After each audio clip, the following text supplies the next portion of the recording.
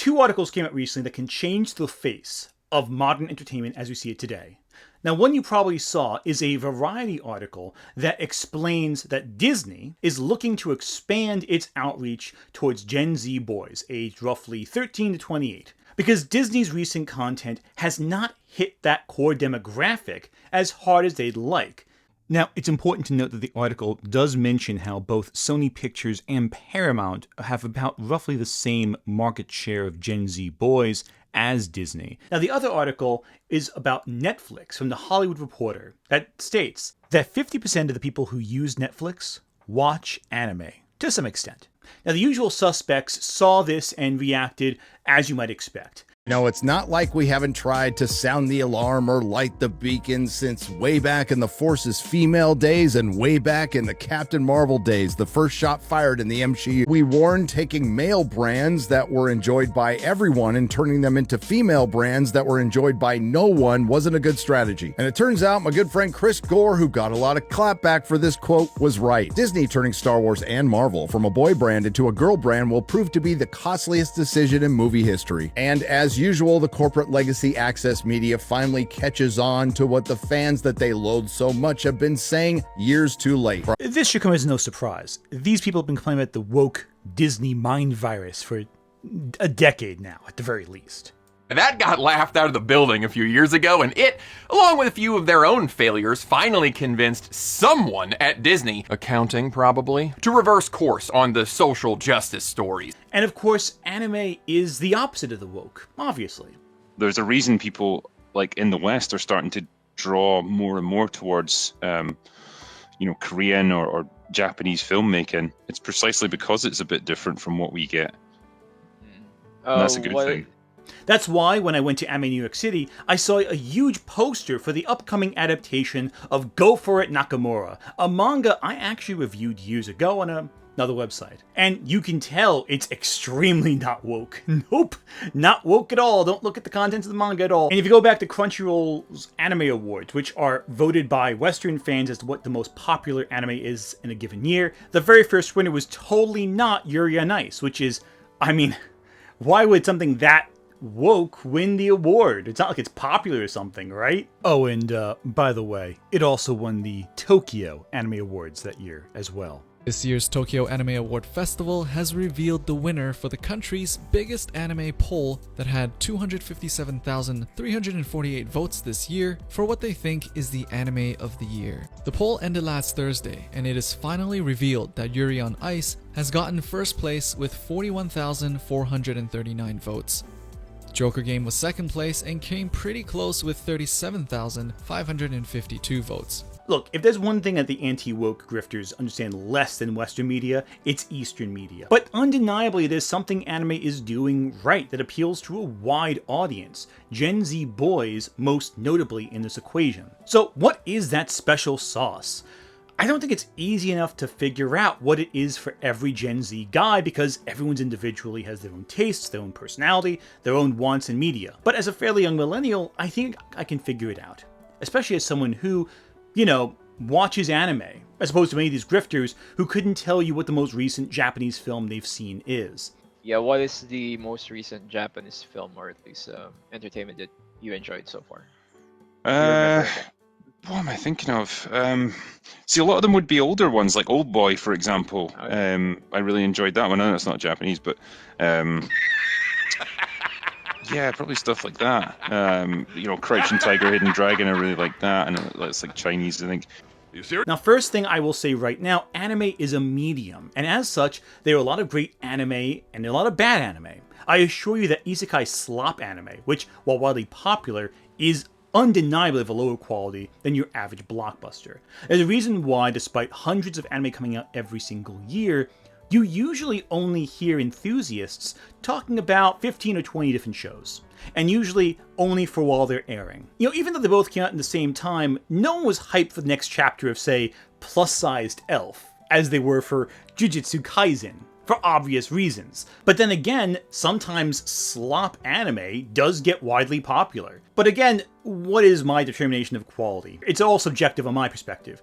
For example, I would never have said Solo Leveling should win the Anime Awards this year over anime like Frieren or Delicious in Dungeon. I think it's a bland show with some really cool action set pieces, but not much else. So what do I really know about what amounts for popular content nowadays? You know, I was young once and we all loved our generic over-the-top anime. I'm sure Ikki Tosin, if you watch it today, is absolute garbage, but I digress. Solo Leveling has an audience that, say, the most recent Marvel film doesn't have.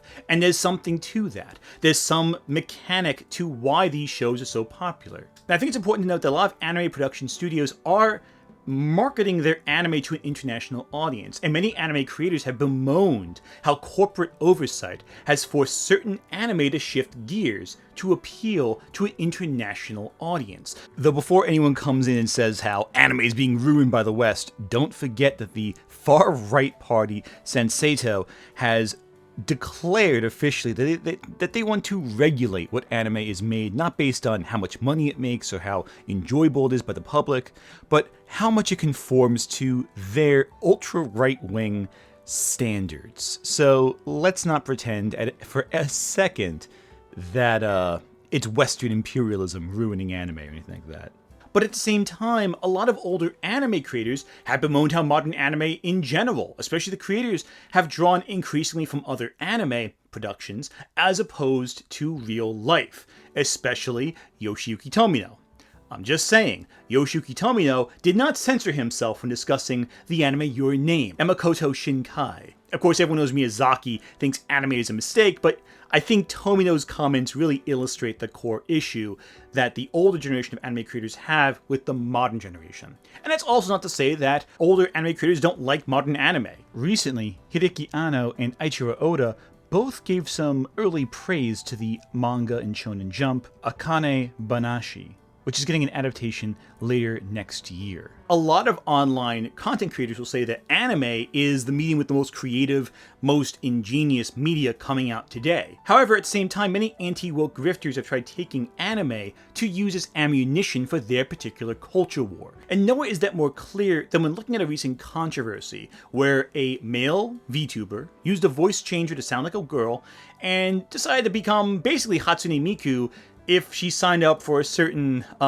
Aryan first German nationalist party, but that's just silly and dumb, and, you know, everyone thought it was ridiculous and pointed out how bad it was of an idea. But I digress. There are many grifters out there who try to take anime to use as ammunition for their culture war, arguing that the East is how you should do media, and the fact that the West is becoming so woke and so pro-LGBTQIA and so pro-diversity that people are flocking to Japanese media to find an alternative. This is kind of difficult to square away, however, when you look at anime as a medium. Many of these grifters got angry at the casting of the live-action One Piece, arguing it was too woke, too diverse, even though every single actor was hand-selected by Oda himself, the creator of the series. You can of course tell when many of these people are just grifters based on how infrequently they actually discuss anime in any specific detail. For example, the channel Rev Says Desu is apparently an anime-inspired channel, supposedly, but they rarely cover anime. In the last month, they've covered VTubers, online YouTube drama, Twitter arguments, but they haven't once talked about anime as an industry or controversies in the anime industry. Just American internet controversy. Okay, actually there's one anime thing they do talk about. What's up guys, Rev here. Today we're gonna discuss some culture. Proof that a picture can be worth 1,000 words. Until it's banned, of course. So here's the thread, an original piece of art posted on the official HoloLive subreddit. To sum this up, if you know, you know. A lot of the conflict has centered especially on anime dubbing and localization. But the argument that Western influence is changing anime to fit our Western local standards. When localizers constantly push their own political propaganda into the pieces of content they're supposed to be working on, yeah, I'm not going to be sitting here sympathizing them when they lose their jobs, and that is exactly what is happening right now because Crunchyroll is going through a ton of layoffs, and recently there was a big AI blunder controversy where we found out that localizers are actively being replaced by ChatGPT. This is, of course, a big misunderstanding of how localization as a process works. Localization often takes words and terms and ideas from another language and alters them to become communicable to the general audience. It can be very difficult sometimes to communicate certain ideas and concepts to an American audience without changing a few things so it's more palpable. Grifters will take this and say, oh, well, they're changing the script to make it more westernized, when that's not really the case. When it comes to localizers, it really is hard for me to sympathize with them. Over the years, they have taken some amazing pieces of content and completely butchered them so they can push their own personal political ideology into this content. And then, of course, they feel high and mighty, they feel like they've got the power, they feel like they're untouchable, and then they do it to several projects, and now it seems that they are getting a little bit of what they deserve. They're making foreign concepts palpable and understandable. That way we can communicate ideas that may not be immediately communicatable in that sense. For example, certain forms of Japanese comedy, certain historical figures, certain puns and wordplay jokes that just don't translate well into English. You gotta change them somehow, and you can't just say the exact same joke as is in Japanese because the humor won't be communicated. Of course, some dub scripts have taken liberties with what was originally written, but these liberties would have to be signed off on by the original rights holders. The Dragon Maid dub is one example of a change that was signed off by the original creators. Meanwhile, the lovely complex drama involving Jello Apocalypse was not signed off by the original creator and thus did not get through to the final product. Most of the changes are imperceivable without directly comparing them to the Saba. Even though that is the would-be heart of the controversy, the real controversy came from Jello's arrogance. It also came from the ongoing conversation about what an adaptation should be. How much freedom should the adapters have? With this post being spread out of Jello's typical audience, backlash was swift. To be localized, you have to get sign-off from the original creators. Any changes made have to be signed off upon. Dubs commonly punch up comedy and smooth over rough patches so that the end product aligns with the show's intended audience and provokes the intended response, and there will always be shades of gray when adapting a work, unquote. The statement also expresses disappointment in Jello's lack of professional discretion, enough so that they, quote, will not be working with him in the future, unquote. While there are videos that cover Jello from a larger perspective and focus on his arrogance and possible artistic vandalism, a fair portion of videos lambast Jello for being inaccurate to the story, for adding his own spin and changing it to fit his views, which is arguably true. However, they themselves are very much guilty of this, of entirely lying and changing the story, stating things that did not happen and showing a lack of care of the source material. Luckily, there is this video, or rather stream VOD, titled, "Did Jello Apocalypse Get Blacklisted from Anime?" The creator even accepts that there is much misinformation floating about. Because this is a very complicated topic and there's a lot of information, a lot of misinformation, and not all of it is as clear as one might say. Discotheque and Sound Cadence confirm all of the scripts that Jello worked on were then revamped by a head writer, by supervisors, by Discotheque, and ultimately by the Japanese licensor. Nowhere in that statement is evidence that the script was revamped or improved by its reviewers. It only states it went through the aforementioned parties, but does not state whether they made changes. Justin even confirms Japan made no changes. That's one of the reasons why the rebuild of Evangelion dubs took so long to be produced in the West. Changes that were trying to be implemented for the sake of clarity to an English-speaking audience were not being approved by Studio Kara. Arguably, some of these changes should have been approved, because there is a mixed opinion on the quality of the dub for the rebuild of Evangelion series, entirely thanks to the lack of localization in the later iterations available on Amazon currently. Here's another interesting tidbit, by the way. Remember that Hollywood Reporter article I mentioned earlier in the video? You know, that one? Yeah, so Netflix revealed that 80 to 90% of users choose to watch anime dubbed, which means that grifters trying to jump on the anti-dubbing train are actually running counter to the way most people enjoy anime. Add to that the concerns about using large language models, or AI, to translate anime. A lot of grifters will argue that to avoid localization problems, just use AI to be a pure, unfiltered version of the translation process. Hey, what's up guys, Rev here. So today, we're celebrating Total Localizer Death. Now there's been a lot of localizer related drama over the past couple of days, but this article is the cherry on top. So in a recent interview, the CEO of Crunchyroll announced that their company is going to be greatly focusing on AI-generated subtitles. It's a bad time to be a localizer, ladies and gentlemen. Well, some companies tried that, and audiences overwhelmingly rejected the AI translations because they were of poor quality. Shocking. Also, with an increasing number of anime voice actors also streaming as VTubers, you now run the risk of the wrath of VTuber fans if you criticize their Oshi, if you dare mock the shows they're in. But this speaks to another factor. Gen Z is increasingly online. While Western media keeps trying to come to YouTube and TikTok, many noteworthy anime content creators are going to Eastern media at the very source. Recently, it was announced that noteworthy anime YouTube critic Giguk, or Garnt, was writing a new original anime production called Bon, and it's coming out in September of this year. And you know what? It looks pretty damn good. And obviously, the fact that a well-known content creator is attaching his name to it is going to give this particular anime a boost in publicity among Western audiences. Obviously. In addition, Bon's dub was recently announced, and a lot of familiar faces were announced alongside the production.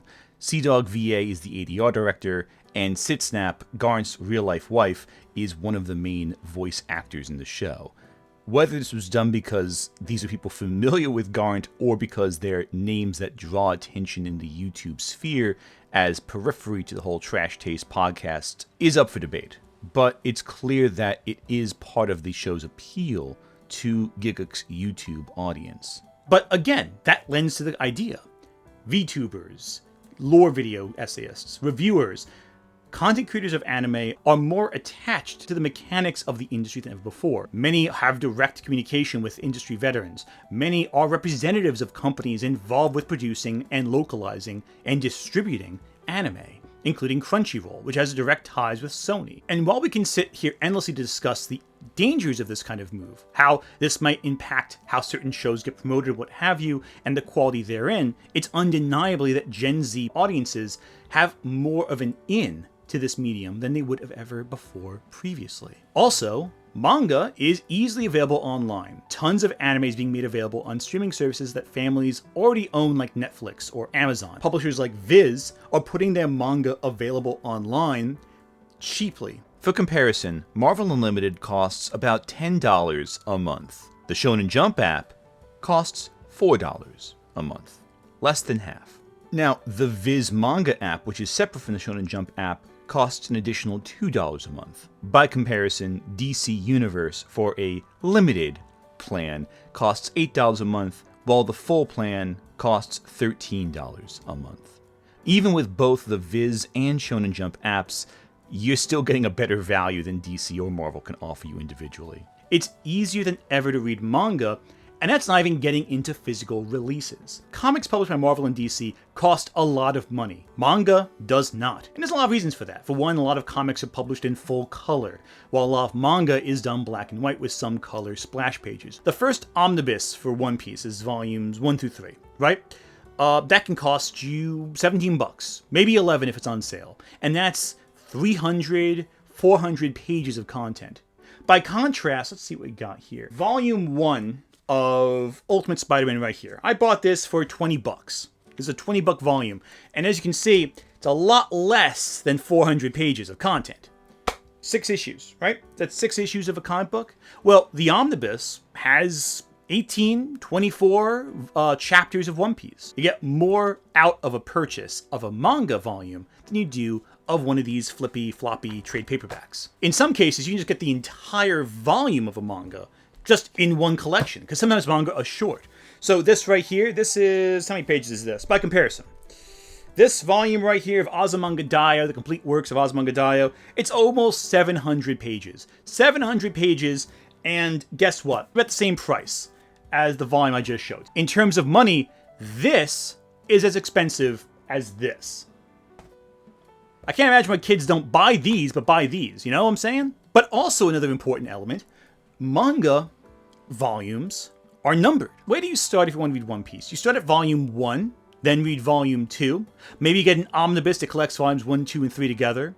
Or you want to start if you want to read Dragon Ball? Well, you start with volume 1, then you read volume 2, then you read volume 3, and so on. What do you start if you want to read Spider-Man? Do you start at Amazing Fantasy 15? That's the first appearance of Spider-Man. But why would someone know that unless they've done some prior research on Spider-Man? There are many stories that serve as a great jumping on point. And a lot of comics, you can just jump into it and not need to know decades of lore. But to an average reader, that's intimidating. It's far less intimidating to start with volume 1 and go from there. Then you have to do a little research to know where is a good jumping on point for you to read a comic book character. Most people don't want to have to do research to jump into a narrative. Marvel Studios and Star Wars are having a similar problem themselves. For example, if you watch, say, Star Wars The Acolyte, you have to have some background knowledge of the prequels. And why would you watch Acolyte? What order do you watch The Acolyte in? What order do you watch the Clone Wars cartoon versus the Clone Wars animated movie versus the Genndy Tartakovsky Clone Wars cartoon from back in the mid-2000s if you watch that one at all? It gets a little intimidating. All named The Clone Wars, where do you start? Do you watch that before Attack of the Clones or after Attack of the Clones? Obviously, a Star Wars fan knows the answer, but if you're just getting into it for the first time, it might be overwhelming to have 4 similarly named products and not know where to start. Star Wars is lucky in that you have episodes 1, 2, 3, 4, 5, 6, 7, 8, 9. You can watch episode order like that. When you get into the middle chapters between movies, that's what gets a little overwhelming. And that lack of clarity does build up over time, especially if you feel you have to watch someone else's movie before getting to the part you actually want to experience. You might be missing some details when it comes to someone else's movie or when someone else's story intersects with the narrative of a character you're familiar with. And the more tangled the web of continuity becomes, the more difficult it is for an average audience member to get engaged in the narrative. Audience members were completely lost watching The Marvels because it was a sequel to a film that had come out maybe 5-6 years prior, dealing with continuity from 2 separate TV shows that intersected with this one. And if you didn't remember what happened in WandaVision or Ms. Marvel, you'd be completely lost when watching The Marvels. Add to that the entire elements of Secret Invasion, which really doesn't factor whatsoever in the events of the Marvels, but presented itself as though it was relevant, but it wasn't. Again, it's confusing, right? To an average audience member, that's kind of overwhelming. I just want to watch a movie. Why do I have to do homework to start watching it? Clarity of order is so vital to following these up. And in fact, it's the ease in which the app is available that I think lends to the other factor. Anime has always blended well with online culture, and with Gen Z being increasingly more online, that means the connection between anime and general audiences becomes tighter and tighter. Lore videos, general seasonal anime videos and reviews, anime-inspired content is just more accessible than comic book-inspired content online. Manga was available way sooner online. I mentioned before the apps, it wasn't just that they're cheaper, they were available sooner. Western comics have always struggled with the online applications, and it shows. But look, we're talking about availability and accessibility. What about content? Does the content of anime make it better for Gen Z than, say, Marvel? Well, it's complicated, because anime is a medium. What happens in anime differs from series to series. I think one factor too is that Western media is more franchise-centric, whereas anime and manga and manhwa have a life cycle. New shows come in, new manga come in, they have their run, and then they end. Some become classics that are relevant decades later. Most don't. Meanwhile, Disney needs specific franchises to remain eternally relevant. Marvel and Star Wars, they spent a lot of money buying and acquiring, and they gotta make sure they get their money's worth out of it. And Disney, because of this, is increasingly afraid to make original IP. In part because a lot of the original IP is a safe bet, a safe starting point, and it doesn't really catch with the general audiences because it's just too safe. It's just too familiar. Meanwhile, while there are a lot of generic anime, especially in the isekai and romance genres, a lot of them are formulaic in a way where you can have an extra gimmick, something distinct, something interesting added on to make it stand out from the rest of the crowd. to some extent. But another factor is that anime hits a wider range of genres.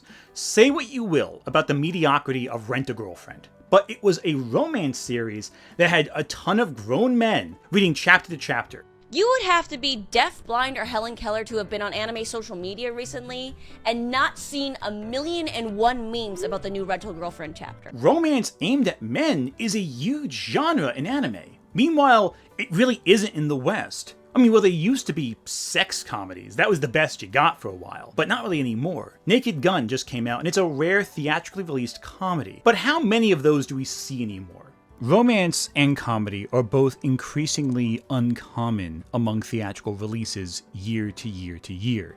Now, Netflix and the Hallmark Channel do seem to have something of a monopoly on the genre, but they tend to be very cookie cutter, very specific, very formulaic.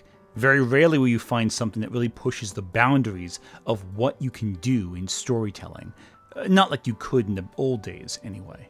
And none of these movies that get made, these romances, have teenage boys as their primary audience of choice. Anime is also one of the few mediums left that provides explicit content to audiences, without it being too extreme. Like, it used to be your average comedy could provide tons of sexual jokes and moments that, could solicit a reaction of some kind, either of shock or of something else. Nice beaver. Thank you. I just had it stuffed. Let me help you with that. But movies have become essentially not that. Romance is flattened. There's barely any kissing or hand-holding. It's notable that the movie Oppenheimer caused a ton of controversy because of a couple explicit scenes. So, essentially, what we did was, when the scene came up, when things were happening, he literally closed his eyes and laid his head on my shoulder. Like, if this is my shoulder, this is my shoulder, like this. And then I would just, let him know whenever it was over. And it literally, I will tell you what right now, took nothing away from the story. There were some people on TikTok that responded to Oppenheimer moments by recommending we bring back the Hays Code. That's how bad it's gotten, people. Meanwhile, anime is more explicit, and it's one of the few mediums available in the modern day that offers this consistent explicitness. One of the reasons why Ranma 1/2 or Golden Boy took off in the 90s was because of the explicit humor mixed with the heart of the series. Anime and manga cater to all different kinds, all different types, all different age levels, all different perspectives. In some cases, maybe too many perspectives. And some anime, like say My Dress Up Darling, use explicit material to explore healthy relationships and boundaries for consent. Some shows are also trash. But alternatively, some push the bar so far it becomes something artistic in and of itself. Interspecies Reviewer, Metamorphosis, The Legend of the Overfiend, these are works that are extremely explicit, but because of the nature of their stories, they're able to tell you something really interesting. Either a really good comedy using outrageous visuals to push the boundary way too far, to shock you, whether to use depraved horror to deeply upset you to send a message about our society, or simply to communicate a cosmic horror story that makes mankind feel small and fragile. You couldn't do that unless you went to the extremes these stories went to. And it's not for everyone. In fact, it's really not, maybe it's not even for anyone. But the fact these stories are allowed to exist and thrive is something admirable in the medium itself, that we can reward extreme storytelling without flinching back, without drawing back.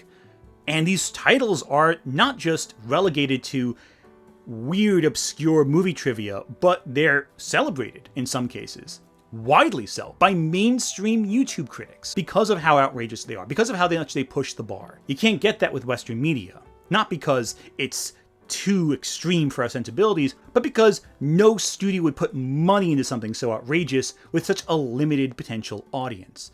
You wouldn't make back your budget. But also, I do want to mention one thing before we move on, and that's josei. Josei can sometimes have some pretty explicit stuff, but it's written for adult women. And often, they have a brutal honesty about the way the world works and the way relationships work. One good example of that is the story She Loves to Cook and She Loves to Eat, which is a story about two women who bond over, well, you saw the title, you can figure it out for yourself.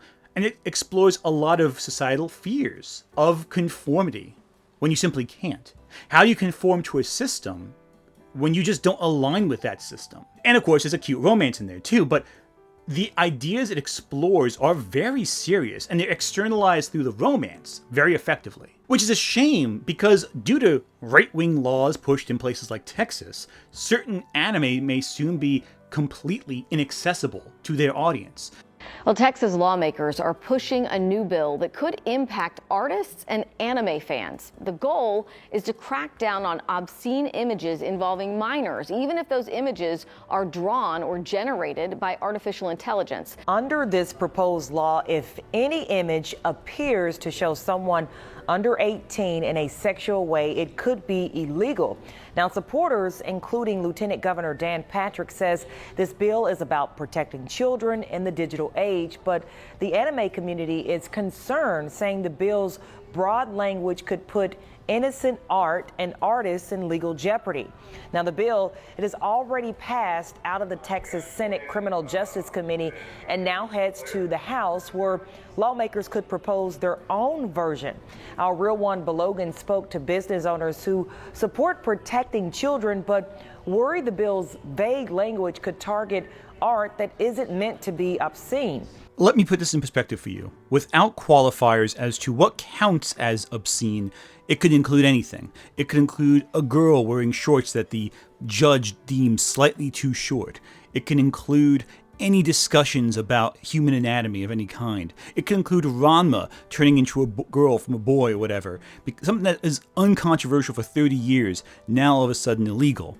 I guess that the Grifters should be happy, because this means that there would have been no dubbing issue with Dragon Maid, because Dragon Maid would not have been able to be distributed. Because even ignoring the obvious concerns, the law doesn't even specify if the characters actually are children or not, just childlike. So the art style might include every single character deemed childlike by that law. Just unpack that for a second. Really, unpack just how vague it is. If anything, this law actually supports Disney, because Disney doesn't even allow hand-holding in their movies anymore. So let's be perfectly frank. This law is Disney's best friend because it wipes out a major competitor from the board.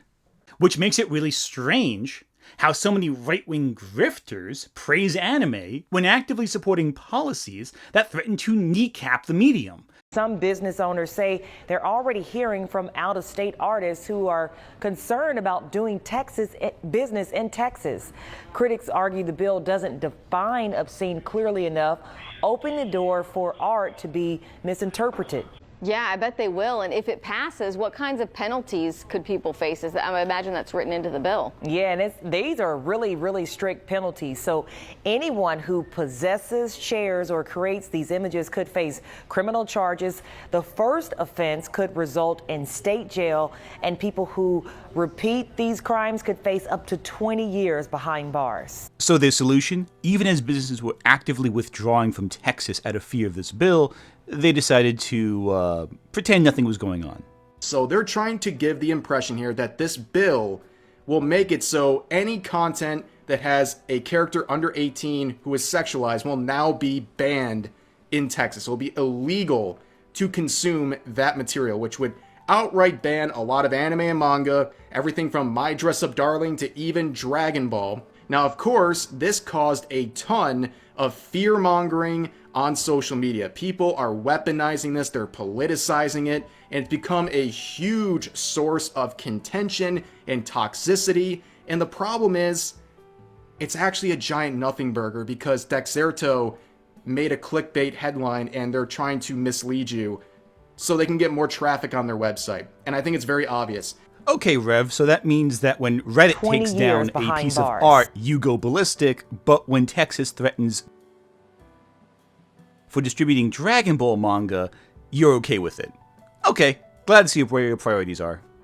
You don't promote something and then cut its legs out from under it. That's ridiculous. Meanwhile, these grifters say that Disney is the wokest woke company ever woke, when they haven't made any content more progressive than Sailor Moon, which came out over 30 years ago. A little more to the left. Oh, right there. Oh, that's perfect. When these right-wing grifters talk about anime superiority, do they even know what they're talking about? There's a massive BL scene in anime, but Western media is too gay. But you're promoting Banana Fish and Yuri on Ice? Promoting stuff like Loveless? You know? What are you doing? What's going on with that? Do you know how many people shipped Naruto and Sasuke? You know? I looked at 7 different fandoms on AO3. Harry Potter, Supernatural, My Hero Academia, Voltron, Sherlock, Jujutsu Kaisen, and Naruto. For Harry Potter, altogether the top 2 non-canon ships made up 24.33% of the fanfics in the fandom, while the top 2 canon ships made up just 11.07%. For Jujutsu Kaisen, Gojo and Geto are the top ship with 21.75% of the fics. And for Naruto, the non-canon ship of Naruto and Sasuke have 13.69% of the fics, while the canon ships of Naruto and Hinata and Sasuke and Sakura each have 4.31% and 6.94% respectively. For Naruto and Sasuke have 342.7k posts, Naruto and Hinata have 279.9k, and Sasuke and Sakura have 276.9k. This is an example of how AO3 skews towards the non-canon ships because the difference was a lot bigger on there, but Naruto and Sasuke still have more. These non-canon shippers carry the fandoms on their backs.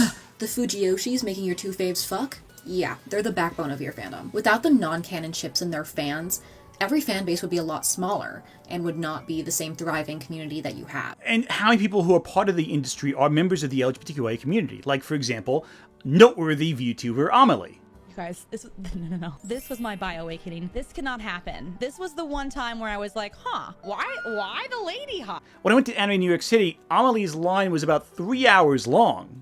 People in the anime fandom love her and her work. Very openly bisexual. And moving away from something as specific as homophobia into something more general, there's a ton of sexism from certain male fans where they think they're entitled as the primary audience of all animation, and that they're the sole arbiters of what is and isn't fandom culture.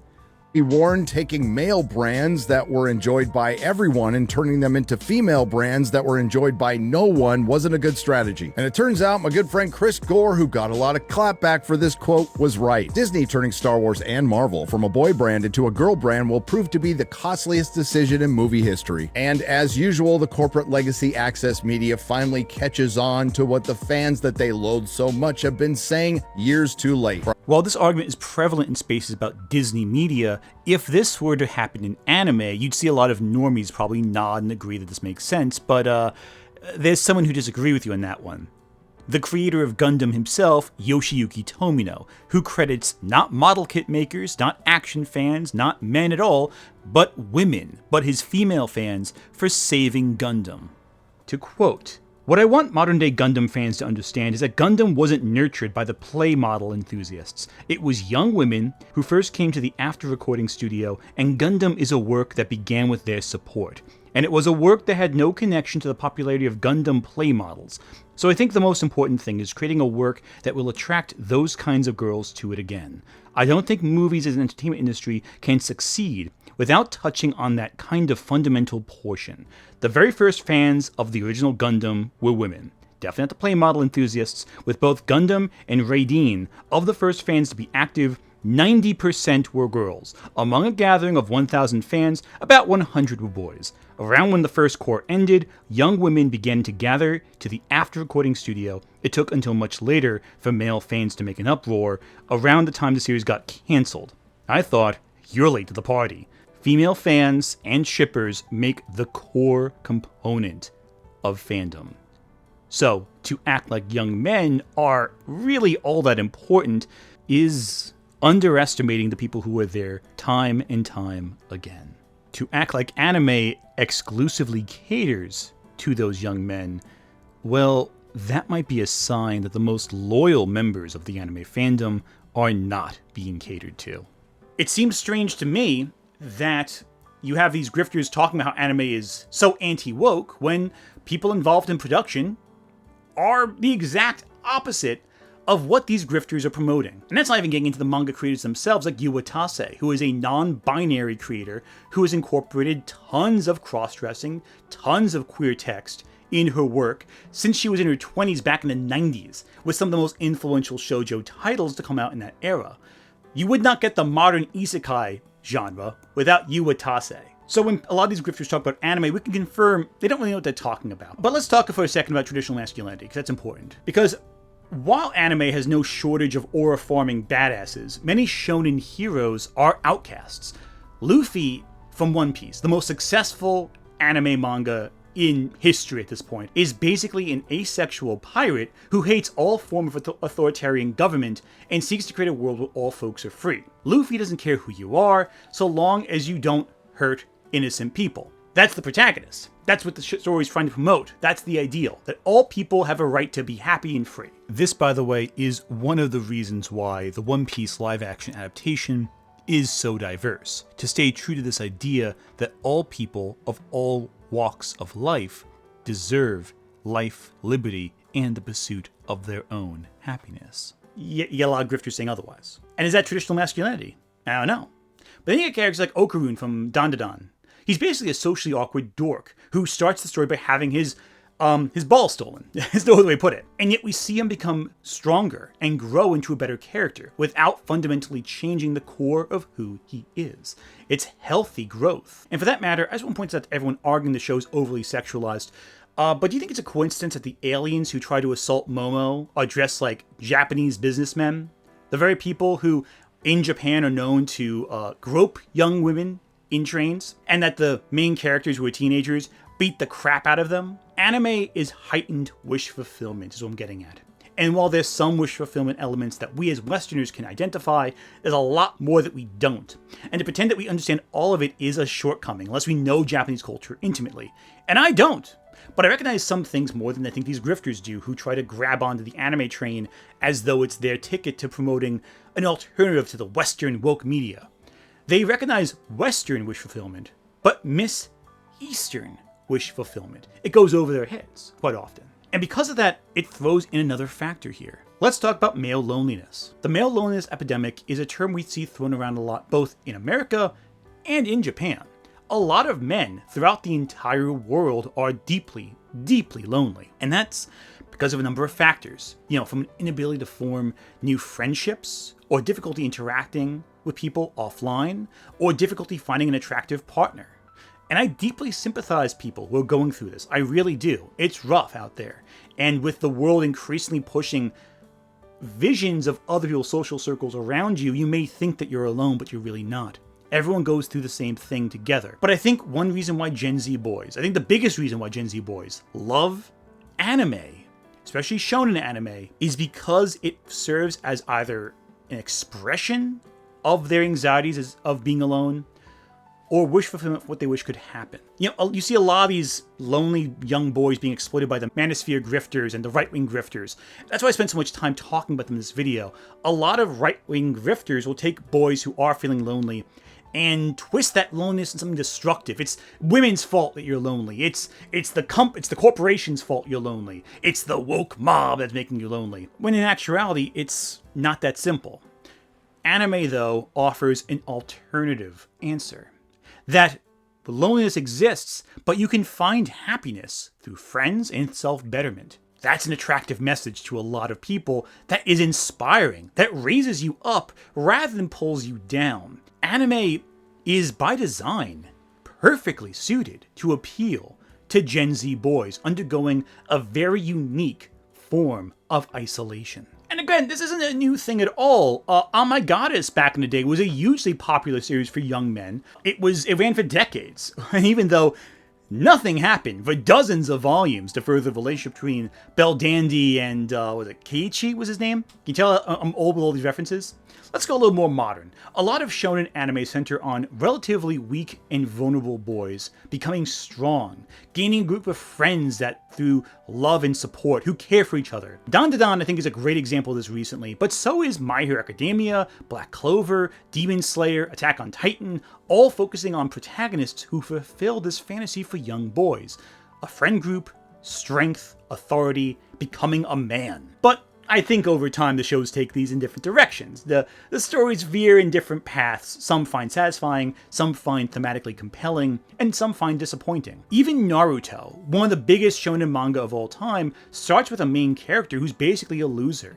He's an outcast among his peers. He struggles in school. He is impulsive, but has a very good heart. I know a lot of people with learning disabilities, I think, who really connected with Naruto, really saw themselves in his story. The initial appeal of Naruto, I think, is kind of proof why the show was so successful. It connected to young boys in a way that other art just didn't.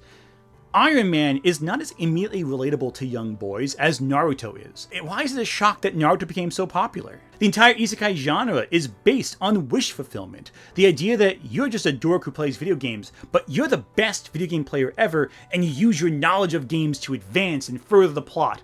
And it's become such a trope that some stories like ReZero and Konosuba, the later which I like a lot more than ReZero, have taken that and kind of played with it and turned it on its head. And while I think that Solo Leveling is a slop series, I think it appeals to an audience that's faithful to it for that very reason. It is that wish fulfillment. I may think it's stupid, but to its audience, it isn't. To its audience, it's the best damn thing they've seen, because it gives them that sense of power, that sense of joy, that life just isn't giving them at this stage in their lives. And so for this audience at this stage, it's the best thing they've ever read.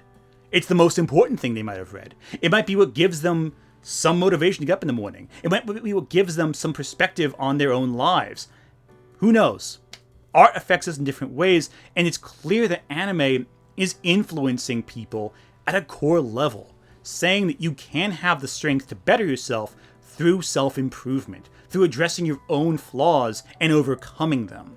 That it's not someone else pushing you down, but your own limitations, and thus it's in your control to do better.